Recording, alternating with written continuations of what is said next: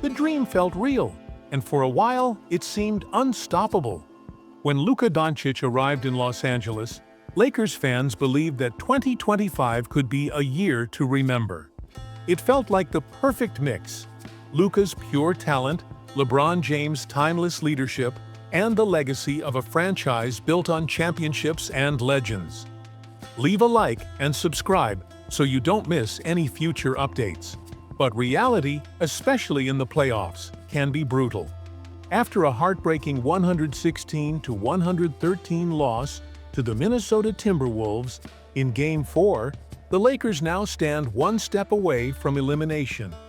The series sits at 3-1, and every missed opportunity feels heavier than ever.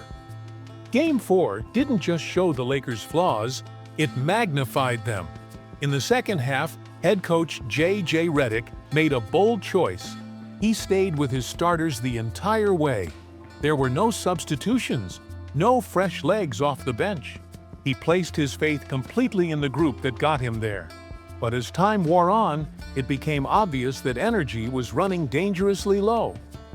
LeBron James, known for stepping up in clutch moments, was surprisingly quiet when it mattered most. Instead of leading comebacks, he found himself standing in the corner, watching possessions slip away. In the final 12 minutes, LeBron did not score a single point. It was shocking, not because he didn't try, but because sometimes the body, after decades of battles, simply won't cooperate. Even with fatigue setting in, the Lakers continued to fight. They controlled the second half's tempo and dictated the pace. But mistakes, a bad pass here, a missed assignment there, slowly let Minnesota back into the game. Once the Timberwolves grabbed momentum, they never let it go. After the game, LeBron spoke with Mike Trudell and kept his message simple: focus on the next game. When asked about his past comebacks from 3-1 deficits, he didn't cite stats or past glories. He said, "You think about the next game." That's it. Reflecting on the loss, LeBron admitted, "They made a few more big plays than we did. That's the difference."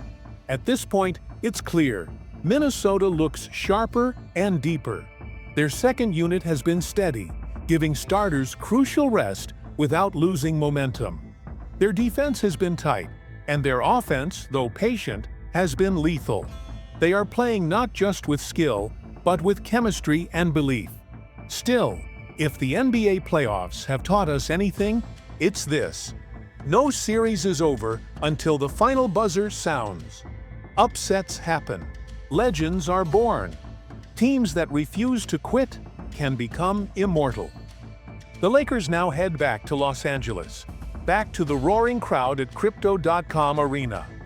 At the center of it all stands LeBron James, still fighting, still believing. If history tells us anything, it's that you should never count him out when the stakes are highest. Los Angeles has witnessed miracles before, and they are hoping for one more. Another major storyline in this series has been the Lakers' struggle to protect the rim. Without a true shot blocker anchoring the paint, the Lakers have leaned heavily on LeBron James once again. At 40 years old, LeBron is carrying the offense alongside Luka, while also tasked with protecting the paint. For most players, that would be impossible. But LeBron isn't most players. Even so, asking him to maintain that level every night is clearly unsustainable. You can see the strain during defensive rotations, and you can see it when he contests shots and struggles to sprint back on offense. In his prime, LeBron was a dominant defender, capable of guarding any position and altering games with a block or a steal. Many believe he deserved a Defensive Player of the Year award during those years. Now, though his mind remains sharp, his legs sometimes tell a different story. Still, with no better option available, LeBron continues to shoulder the load, showing once again his trademark selflessness and grit. Looking ahead to Game 5, the stakes could not be clearer. This is no longer just about basketball skill. It's about heart, spirit, and will. It's about whether Luka Doncic, still seeking his first true playoff breakthrough, can rise alongside a living legend. It's about whether the role players can rise when their team needs them most. It's about fighting for every possession, every loose ball, every inch. Every second counts now. One slip, and the season ends. One brilliant performance, and the story could change overnight. The Lakers have been doubted before. LeBron has been doubted before. And time and again, they've answered in the only way that matters, by winning when no one expected it. Game 5 is more than a battle for survival. It's a chance to remind the world exactly who they are. The stage is set. The lights are bright. The pressure is immense. Now, it's time to see if the heart of a champion still beats in purple and gold. J.J. Redick made a decision no coach had made before in NBA playoff history. He chose not to make a single substitution in the second half. Despite the loss that followed, Redick stood firm after the game. He had no regrets. At the post-game press conference, Redick explained that the move wasn't planned or discussed beforehand. It was a decision born in the moment, at halftime. He looked into the eyes of his players, Luka Doncic, Austin Reeves, Dorian Finney-Smith, LeBron James, and Rui Hachimura, and saw their determination. When asked if they could push through without resting, every player agreed. "Once you make that decision," Redick said, "and everyone buys in, you trust them." And he did. At the start of the fourth quarter, Redick checked again, offering them a chance to rest. But no one raised a hand. They were all committed. For 24 straight minutes, Doncic, Reeves, Finney-Smith, LeBron, and Hachimura fought on. Finney-Smith, who replaced Jackson Hayes, blended seamlessly with the starters and helped form a five-man group that carried the franchise's hopes. Why did Redick gamble like this? Beyond the players' willingness, it was about momentum, or the desperate need to regain it.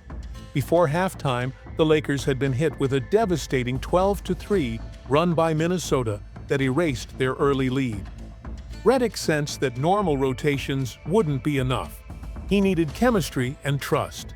To start the second half, the gamble paid off. The Lakers outscored Minnesota 36-23 in the third quarter, regaining a 10-point lead. The crowd roared. The dream lived on. But basketball is a game of runs and endurance. As the fourth quarter dragged on, exhaustion took its toll. The Timberwolves, fresher and deeper, took advantage. They pushed the pace, dominated the boards, and chased every loose ball. Meanwhile, the Lakers began to sputter. Shots missed short. Defensive rotations slowed. LeBron, playing over 41 minutes, gave it everything he had, but even he looked human. Doncic battled through pain and fatigue, trying to create magic, but his shots wouldn't fall. Hachimura fought for rebounds. Finney-Smith defended hard. Reeves stretched the floor, but energy was gone. By the end, the Lakers had made just 5 of their 18 field goal attempts in the fourth quarter. Minnesota closed the game on another 12-3 run, sealing a devastating 116-113 victory. It wasn't just a loss, it was a gut punch. LeBron, Doncic, and Hachimura all crossed the 41-minute mark. Finney-Smith logged 40 minutes, while Reeves played 35 despite early foul trouble. There was simply nothing left. In hindsight, some might question Redick's decision. Maybe fresher legs could have preserved the lead. Maybe a few substitutions could have forced a Game 5 with a 2-2 series tie. But Redick believed in his players, and they believed in each other. Sometimes decisions aren't made through strategy or analytics. Sometimes they're made with heart. Now the Lakers face a massive challenge. Down 3-1 against a confident, well-rounded Timberwolves squad. They return to Los Angeles, where the faithful will pack the arena, hoping for one more spark from a team running purely on will and heart. Can they find that energy again? Can they fight off elimination? Or will Game 4's gamble be remembered as the moment when the 2025 dream slipped away? One thing's for sure, the story isn't finished. LeBron James, Luka Doncic, and these Lakers will fight until the very last second. The Lakers have ridden a wave of momentum lately, with Luka and LeBron delivering spectacular performances. Night after night, they've carried the team, giving fans hope for a deep playoff run. But even with their brilliance, it's clear that the roster is dangerously thin behind them. To truly compete with elite teams like the Denver Nuggets, Minnesota Timberwolves, and Oklahoma City Thunder, the Lakers need more firepower. That's why the idea of trading for Utah Jazz forward Lauri Markkanen is gaining steam among fans and analysts.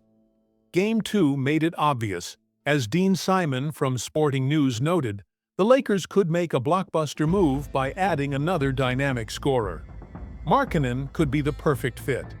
The Lakers would have to offer a major package, though. One possible deal being discussed: Lakers receive Lauri Markkanen. Jazz receive Rui Hachimura, Maxi Kleber, Jared Vanderbilt, Dalton Knecht, the 17th overall pick, and a future first-round pick. From Utah's view, the deal makes sense. They would get solid role players on manageable contracts, a promising rookie in Knecht, and another valuable pick. Plus, with Hachimura and Vanderbilt on team-friendly deals, Utah would keep financial flexibility. Markkanen is in his prime at 27, though his numbers dipped this season, 19 points and 5.9 rebounds per game. He played for a rebuilding team. The year before, he averaged 25.6 points while shooting 39% from three. He was a nightmare for defenses, and he could regain that form playing alongside Luka and LeBron. Markkanen's skills fit perfectly with the Lakers' needs. Elite shooting, career 37% from three, ideal spacing alongside two ball-dominant stars. Size and versatility. At 7 feet, he can play both forward spots, stretch the floor, and finish lobs. Defensive potential. Though not a lockdown defender, his length adds much-needed size.